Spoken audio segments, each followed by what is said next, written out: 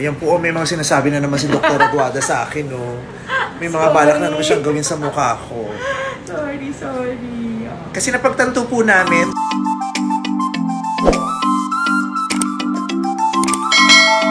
Ibinahagi ni Uncabogable Star Vice Ganda sa kanyang social media account ang pagpapabanat niya sa mukha, lalo na ang wrinkles malapit sa kanyang mata.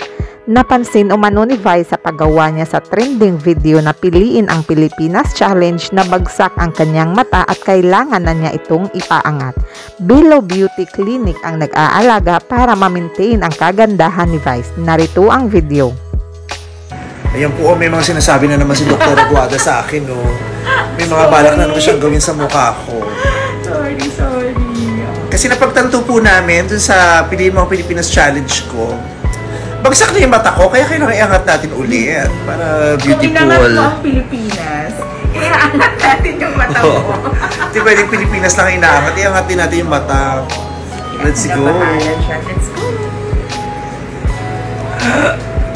Drawingan mo na, Dok.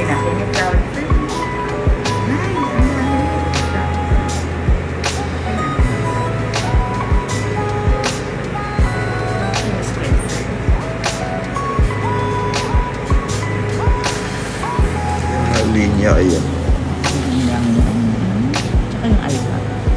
Diba? Nagkaka-eyebag kami ko. Yeah. Pero yung eyebags ko, dinodrawing ko talaga kasi uso ngayon sa Korea yan. Oo, yung ano, Indio. Yeah, kaya dinodrawing ako.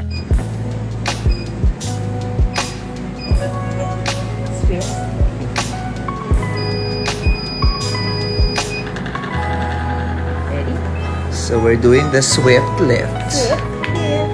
50s ka ba?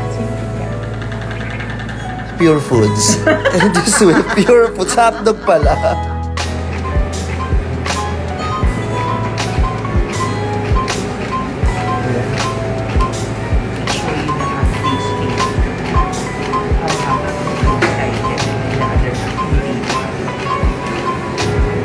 Liit ng mukha.